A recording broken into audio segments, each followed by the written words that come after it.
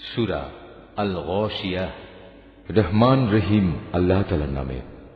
তোমার কাছে কি অপ্রতিরোধ্য ও চতুর্দিক আচ্ছন্নকারী বিপদের কথা পৌঁছেছে? সে বিপদে কিছু লোকের চেহারা হবে নিম্নগামী, হবে ক্লান্ত ও পরিশ্রান্ত।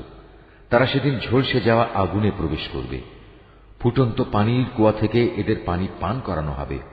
খাবার হিসাবে কাঁটা বিশিষ্ট গাছ ছাড়া কিছুই তাদের জন্য থাকবে না। এ খাবারটি যেমন তাদের পুষ্ট করবে না, তেমনি তাদের ক্ষুধাও মিটবে না। এর পাশাপাশি আবার কিছু চেহারা থাকবে আনন্দোজ্জ্বল। তারা সেদিন তাদের চেষ্টা সাধনার জন্য ভীষণ খুশি হবে। তারা থাকবে আলিশান জান্নাতে। সেখানে তারা কোনো বাজে কথা শুনবে না। তাতে থাকবে প্রবহমান ঝর্ণাধারা। এতে থাকবে সুসজ্জিত উঁচু উঁচু আসন। সাজানো থাকবে নানান ধরনের পানপাত্র। আরাম আয়েশের জন্য থাকবে সারি সারি গালিচা ও রেশমের বালিশ। আরো থাকবে উৎকৃষ্ট কার্পেটের বিছানা। এরা কি উটনির দিকে তাকিয়ে দেখে না কিভাবে তাকে সৃষ্টি করা হয়েছে? আকাশের দিকে দেখে না কিভাবে তাকে উঁচু করে ধরে রাখা হয়েছে?